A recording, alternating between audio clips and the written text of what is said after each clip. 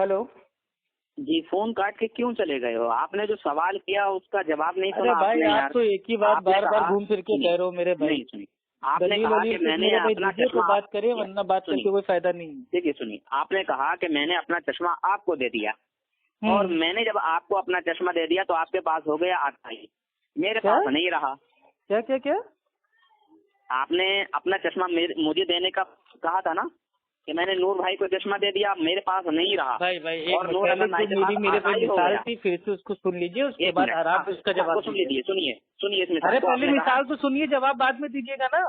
آپ تو میرے بھائی دیکھیے غصہ مت کیجیے آپ کو بھائی، دیکھیے غصہ مت کیجیے. آپ میرا سوال سن نہیں رہے، مثال میری سن نہیں رہے اور میرے پہ جواب کا پہلے دینے کی کوشش کر رہے ہیں. آپ نے کہا اگر اللہ کو علم غیب تھا اور رسول اللہ کو دے دیا تو رسول اللہ کو جب علم غیب دے دیا تو خدا سے نہیں بچا. آپ نے یہ الفاظ بولا نہیں بولا کہ نہیں بولا؟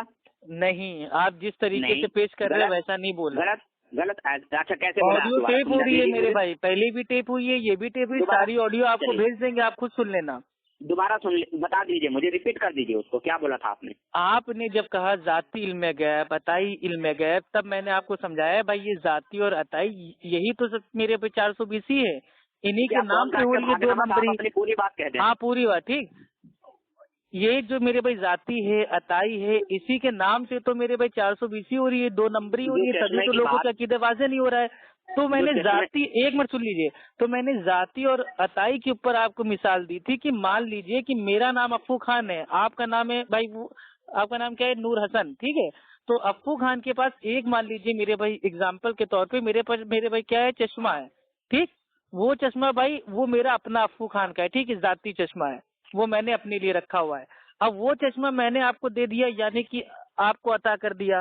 تو جب میں نے آپ کو عطا کر دیا ہے میرے بھائی چشمہ، تو وہ چشمہ آپ کے پاس تو ہو گیا عطائی کہ ہاں بھائی یہ افو خان نے ہم کو عطا کیا ہے چشمہ، یعنی کہ افو خان نے ہم کو دیا ہے تحفے میں.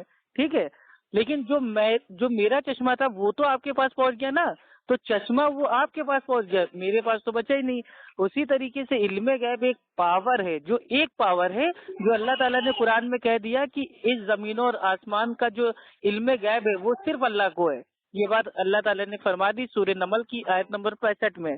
اب آپ کہہ رہے ہو کہ نہیں، اللہ تعالیٰ نے علم غیب کی جو پاور تھی وہ اللہ کے نبی کو عطا کر دی، تو گویا معاذ اللہ کے پاس تو جو ذاتی علم غیب تھا وہ تو میرے بھائی بچا ہی نہیں. تو یہ آپ کے حساب سے میں آپ کو جواب دے رہا تھا. نہیں، آپ نے ابھی پوری بات نہیں ہے. آپ نے خدا کے پاس تو ختم ہو گیا، رسول اللہ کو جب دے دیا تو ایسا بولا تھا نا آپ نے. کس کو؟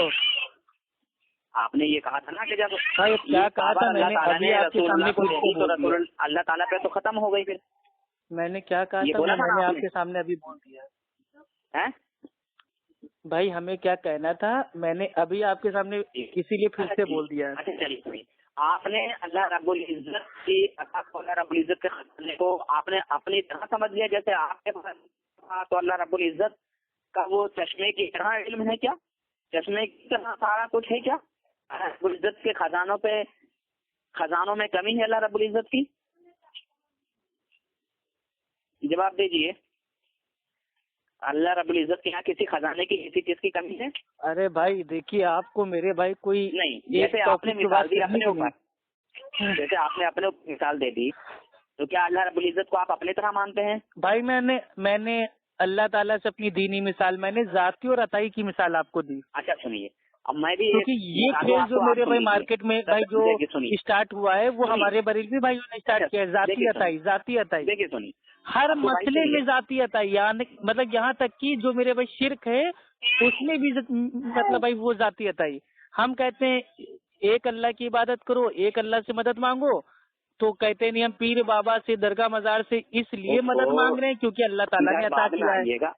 نہیں، ہر چیز میں میرے بھائی عطائی بول کے آپ لوگ نے دین کا بیڑا غرق کر دیا. بھائی سنیے، ایک چراغ ہے، اس چراغ پہ کتنے چراغ جل سکتے ہیں معلوم ہے؟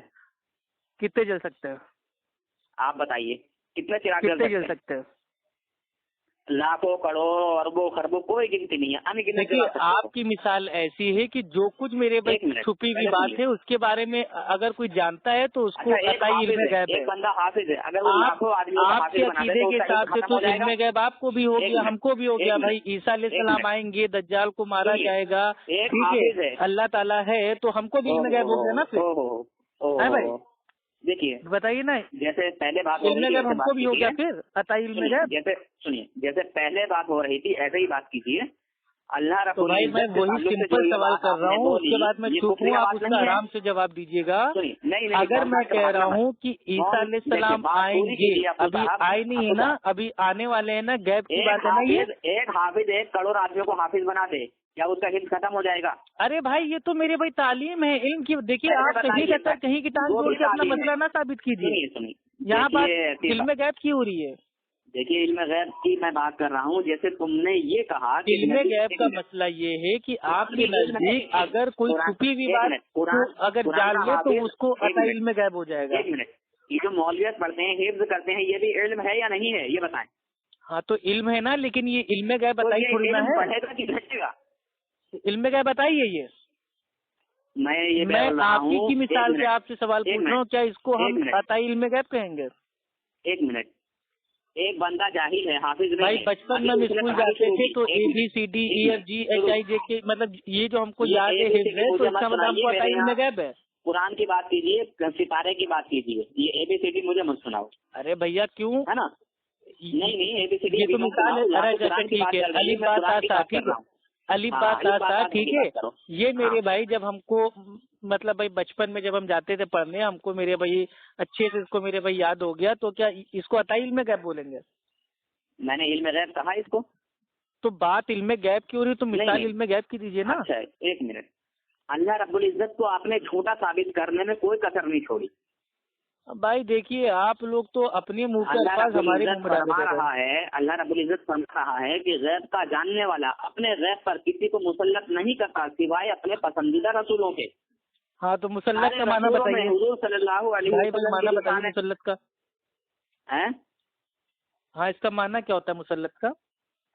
مسلط کا معنی یہ ہے اللہ رب العزت اپنے علم غیب پر اپنا علم غیب کسی پر ظاہر نہیں کرتا. ہاں ظاہر اپنے پسندیدہ رسولوں کے.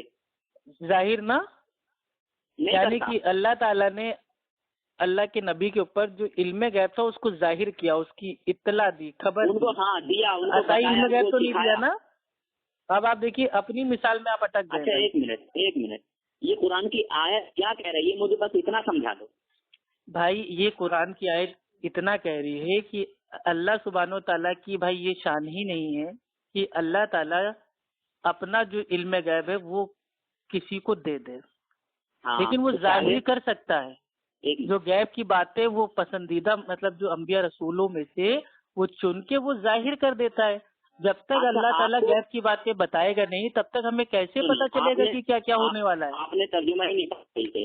دوبارہ سنیے، غیب کا جاننے والا اپنے غیب پر کسی کو مسلط نہیں کرتا. میں ترجمہ نہیں بتا رہا ہوں، میں اس کا معنی مفہوم آپ کو سمجھا رہا تھا. یعنی اپنے محبوب بندوں کو، اپنے محبوب رسولوں کو اپنے علم غیب پر مسلط کرتا ہے، مسلط فرماتا ہے. اپنی علم غیب پہ مسلط. ابھی پہلے آپ نے میرے بھائی صحیح کہا تھا کہ غیب کی جو بات ہے، خبر ہے، اطلاع ہے، ظاہر ہے.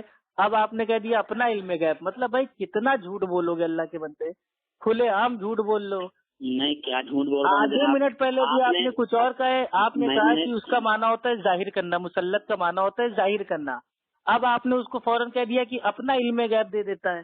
مطلب کوئی ایک جگہ ٹکو گے کہ نہیں ٹکو گے بھائی؟ مسلط کا معنی آپ بتاؤ کیا ہوتا ہے؟ ہاں ظاہر کرنا ہے بھائی. ہم آپ ہی کے بات سے میرے بھائی بالکل اتفاق رکھ رہے ہیں. مسلط بھائی وہ نہیں کرتا، مطلب ظاہر نہیں کرتا. ایک منٹ، اللہ تعالیٰ کسی پر اپنے غیب کو ظاہر نہیں کرتا مگر اپنے پسندیدہ رسولوں کے. تو ظاہر کرنا الگ ہوتا ہے، علم غیب کی پاور دے دینا الگ ہے. اللہ اکبر. یہ اتنی سی بات میں آپ جلیبی کی طرح گھوم رہے ناچ رہے. آپ توبہ کرو نہ کرو، آپ توبہ کرو نہ کرو، اب زبردستی توبہ کر لیں میرے بھائی. عقیدہ باطل آپ کا ہے. امی عائشہ رضی اللہ تعالیٰ بھائی اللہ کے نبی کی بیوی امی عائشہ رضی اللہ تعالیٰ عنہا فرماتی ہیں بخاری شریف کی حدیث سے، اور حدیث کا نمبر ہے 4855. جو شخص یہ کہتا ہے کہ اللہ کے نبی آنے والے کل میں کیا ہوگا جانتے تھے، غیب کی بات جانتے تھے، وہ جھوٹا ہے. ایک منٹ، اللہ کے نبی صلی اللہ علیہ وسلم کی اور سنیے حضرت اما عائشہ کہہ رہی ہیں کہ حضور اللہ کے نبی صحابی کے ساتھ جا رہے ہوتے ہیں. اس کو حضور بھائی سن لیجیے بخاری کی حدیث، اللہ کے نبی صحابہ کے ساتھ جا رہے ہوتے ہیں.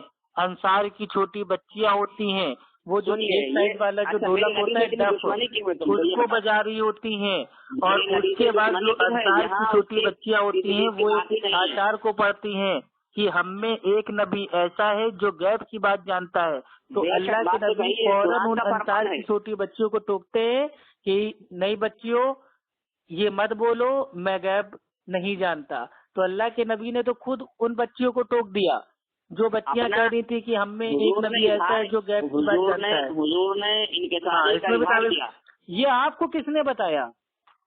हुजूर को, मतलब जहाँ पे आप लोग अटकते वहाँ पे तो नहीं, वो दुनिया का मकसद कुछ अलग था, वो बातनी मकसद अलग था। हद है मेरे भाई, झूठ बोलने दीन का तमाशा बना दिया भाई आप लोगों ने।